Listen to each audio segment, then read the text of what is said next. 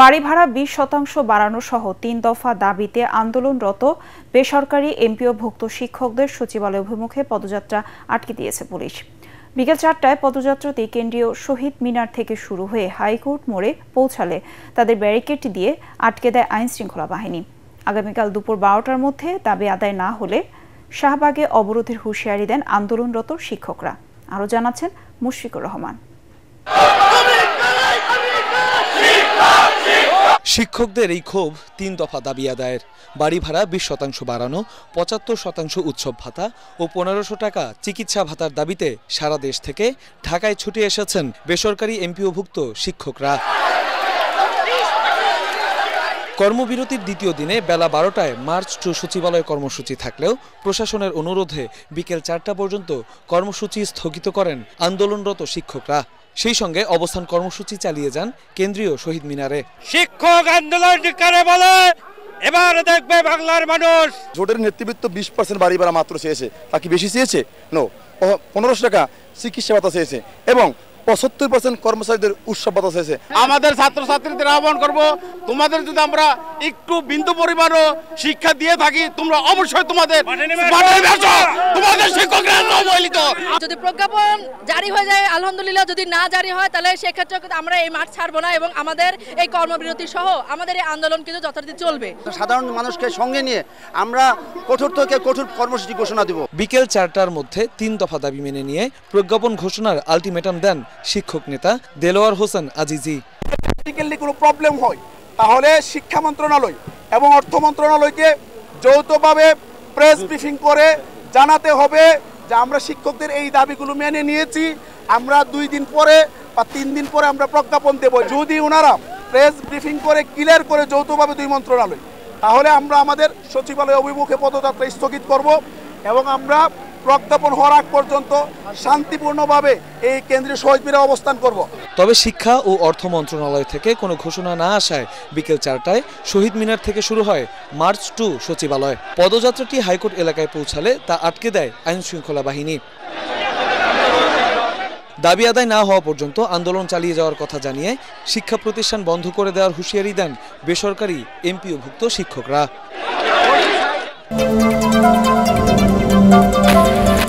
জাতীয় নির্বাচনের সাথে একই দিনে গণভোটের পক্ষে বিএনপি। ঠাকুরগাঁয়ে বর্ধিত সভায় একথা জানান দলটির মহাসচিব মির্জা ফখরুল ইসলাম আলমগীর। তার মতে ফেব্রুয়ারি ভোটেই বাংলাদেশের রাজনৈতিক ও অর্থনৈতিক ভবিষ্যৎ নির্ধারিত হবে। যেসব বিষয়ে ঐক্যমত হয়েছে সেগুলো নিয়েই রাজনৈতিক দলগুলো জুলাই সনদে স্বাক্ষর করবে বলে আশাবাদ জানান তিনি।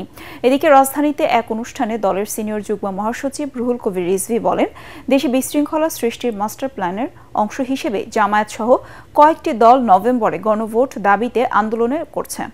ঠাকুরগাঁও প্রতিনিধি ফিরোজ আমিন সরকারকে সাথে নিয়ে আরো জানাচ্ছেন মইনুল হাসান।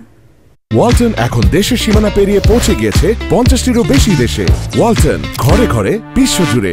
সাংগঠনিক সফরে নিজ জেলা ঠাকুরগাঁয়ে অবস্থান করা বিএনপি মহাসচিব মির্জা ফখরুল ইসলাম আলমগীর মঙ্গলবার শহরের শিল্পকলা একাডেমিতে দলের বর্ধিত সভায় যোগ দেন। আগামী জাতীয় নির্বাচনের গুরুত্ব তুলে ধরে তিনি বলেন, দেশ যাতে আর কোনোভাবে ফ্যাসিস্টদের কবলে না পড়ে সে বিষয়ে সবাইকে সতর্ক থাকতে হবে। 2026 সালের ফেব্রুয়ারি মাসের মধ্যেই অনুষ্ঠিত হবে।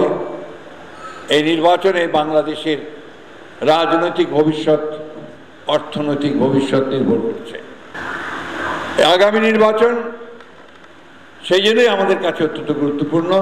আমাদের মনে রাখতে হবে যে আমাদের ভুলের কারণে আমরা যেন আবার সেই ফ্যাসিস্টদের নির্যাতনের কবলে না পড়ি। পিআর সহ যেসব দাবি নিয়ে কয়েকটি রাজনৈতিক দল আন্দোলন করছে তাদের উদ্দেশ্যে মির্জা ফখরুল বলেন, নির্বাচিত পার্লামেন্টেই এর সমাধান হতে হবে। সংস্কার কমিশনে আমরা বলেছি যে একদিনই যদি নির্বাচন হবে সেই দিনই আমি গণভোটের প্রস্তাবে রাজি হয়েছি, অর্থাৎ যে বিষয়গুলো আমরা একমত হয়েছি সেই বিষয়গুলো নিয়ে আমরা গণভোটে জনগণের কাছে যেতে পারব। এদিকে জাতীয় প্রেস ক্লাবে ওলামা দলের আলোচনা সভায় বিএনপির সিনিয়র যুগ্ম মহাসচিব রুহুল কবির রিজভী বলেন, জামাত সহ কয়েকটি দল নানা দাবির আড়ালে দেশে বিশৃঙ্খলা সৃষ্টির মাধ্যমে জাতীয় নির্বাচনকে বানচালের চেষ্টা করছে। বাড়িতে বাড়িতে তাদের কর্মীদের পাঠিয়ে বলছেন দাঁড়িপাল্লার সামনে যদি ভোট দিলে পরে এটা আপনি বেহেশতের রাস্তা সুগম করবেন। অধিকাংশ দল কিন্তু একমত হয়েছে যে যেদিন পার্লামেন্ট নির্বাচন সেদিনই গণভোট। যদি নভেম্বরে আপনি পিআর করেন তাহলে আপনাকে একেবারে কোরবানি ঈদের পরে আপনাকে নির্বাচন দিতে হবে। আপনাদের অন্য কোনো মাস্টার প্ল্যান আছে কিনা যারা নভেম্বরে গণভোটের কথা বলছেন? প্রেস ক্লাবে আরেক অনুষ্ঠানে দলের ভাইস চেয়ারম্যান শামসুজ্জামান দুদু বলেন, গণ আন্দোলনে ক্ষমতাচ্যুত আওয়ামী লীগের আর বাংলাদেশের রাজনীতিতে ফেরার সুযোগ নেই। মাঝে মাঝে দু একটি খাপছাড়া মিছিল করলেই একটি সংগঠন দাঁড়িয়ে যাবে, এটা ভাবার কোনো কারণ নাই। দিন যত যাবে শেখ হাসিনা মৃত্যুর দিকে তত ধাবিত হবে। সময়ের কাছে তাকে একসময় জবাবদিহি করতে হবে। সরকারের কয়েকজন উপদেষ্টা একটি বিশেষ দলের পক্ষে কাজ করছেন, এমন অভিযোগ করেছেন জামায়াত ইসলামের নায়েবে আমির ডাক্তার সৈয়দ আব্দুল্লাহ মোহাম্মদ তাহের। রাজধানীর কাকরাইলে মৎস্য ভবনের সামনে পিআর পদ্ধতিকে জুলাই জাতীয় সনদের অন্তর্ভুক্ত করে গণভোটের দাবিসহ 5 দাবিতে আয়োজিত মানববন্ধনে তিনি এসব কথা বলেন। খায়রুল ইসলামের রিপোর্ট। সংখ্যানুপাতিক পদ্ধতি বা পিআরকে জুলাই জাতীয় সনদের অন্তর্ভুক্ত করে গণভোটের আয়োজন সহ 5 দফা দাবিতে একই সময়ে রাজধানীর 9টি পয়েন্টে মানববন্ধন করে বাংলাদেশ জামায়াত ইসলামী, ঢাকা মহানগরী, উত্তর ও দক্ষিণ। মানববন্ধন কর্মসূচিতে অংশ নিয়ে জামায়াতের নেতারা অন্তর্বর্তী সরকারের নিরপেক্ষতা নিয়ে প্রশ্ন তুলে বলেন, তারা একটি নির্দিষ্ট দলের দিকে ঝুঁকে পড়েছে। নেতারা বলেন, বাংলাদেশে যাতে আর ফ্যাসিবাদী ফিরে না আসে তার জন্য জুলাই সনদের আইনি ভিত্তি দিয়ে পিআর পদ্ধতিতে জাতীয় নির্বাচনের ব্যবস্থা করতে হবে। আমরা পরিষ্কার বলতে চাই, গণভোটের আয়োজন অবশ্যই নভেম্বর মাসের মধ্যে করতে হবে। কর্মসূচিতে প্রধান অতিথির বক্তব্যে জামায়াতের নায়েবে আমির ডাক্তার সৈয়দ আব্দুল্লাহ মোহাম্মদ তাহের বলেন, কোনো একটি দলের পরামর্শে প্রশাসনকে আবারও দলীয়করণ করা হচ্ছে। কোনো দল গোষ্ঠী একটি দলীয় অর্জনে রূপান্তরিত করে জুলাইয়ের চেতনাকে পিছে ঠেলে দিয়ে আবার সেই দলীয় স্বার্থ হাসিলের জন্যে যেনতেনভাবে একটি নির্বাচন করার পায়তারা করছে। ডাক্তার তাহের বলেন, যারা জুলাই আন্দোলনকে প্রশ্নবিদ্ধ করে শহীদের প্রতি বিশ্বাসঘাতকতা করছে তাদের পরিণতি ফ্যাসিস্ট শেখ হাসিনার চেয়েও খারাপ হবে। সরকারের 4-5 উপদেষ্টা একটি বিশেষ দলের পক্ষে দলীয় সরকারে পরিণত করার চেষ্টা করছে। যারা 15 বছরের বেইমানির জন্য দেশটাকে বিতাড়িত হয়েছেন, আপনাদের পরিণতি তার চেয়েও খারাপ হবে। এদিকে 5 দফা দাবিতে মতিঝিলে মানববন্ধন করে ইসলামী আন্দোলনের নেতারা। দাবি আদায় না হলে কঠোর কর্মসূচি দেওয়ার ঘোষণাও দেয় দলটির শীর্ষ নেতারা। আমরা আমাদের যৌক্তিক দাবি বাস্তবায়ন হতে দেখব না, ততক্ষণ পর্যন্ত আমাদের আন্দোলন চলবে। এ সময় জাতীয় পার্টি সহ ফ্যাসিবাদদের সহযোগী 14 দলকে নিষিদ্ধ করার দাবিও জানায় ইসলামী আন্দোলন বাংলাদেশ।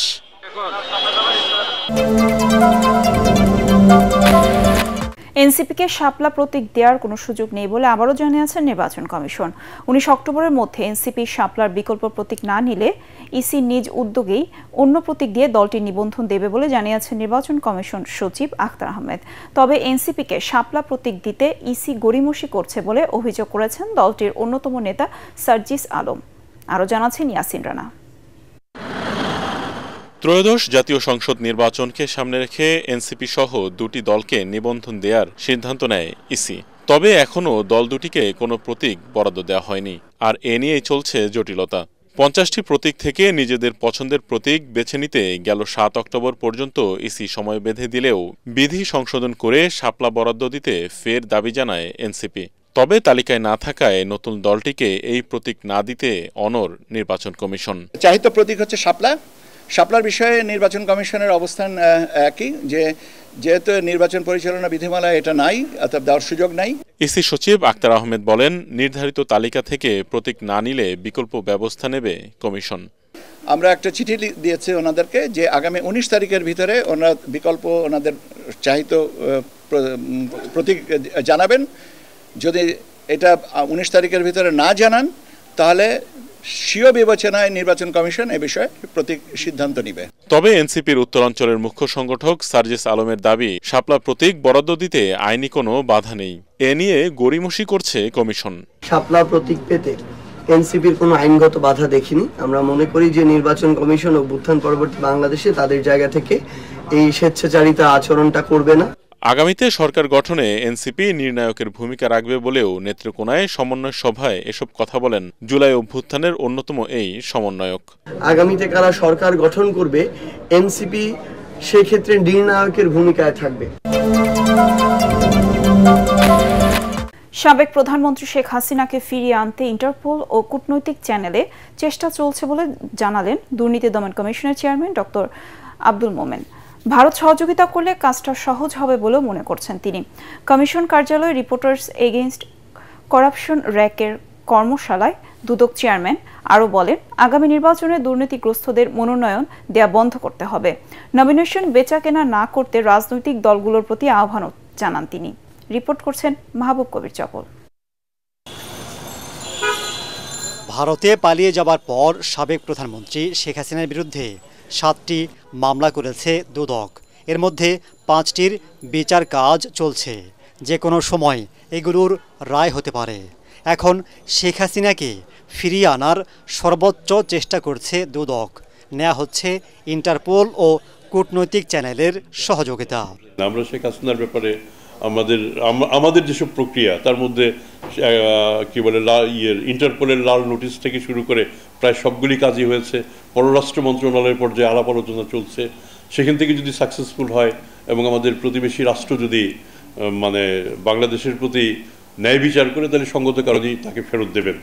আর যদি ফেরত না দেয় তাহলে ডিপ্লোম্যাটিক সেক্টরে আলাপ আলোচনা চলতে থাকবে এবং একটা সুরাহা নিশ্চয়ই এক সময় হবে। আওয়ামী লীগ সরকারের পতনের পর শতাধিক মন্ত্রী এমপির বিরুদ্ধে মামলা করেছে দুদক।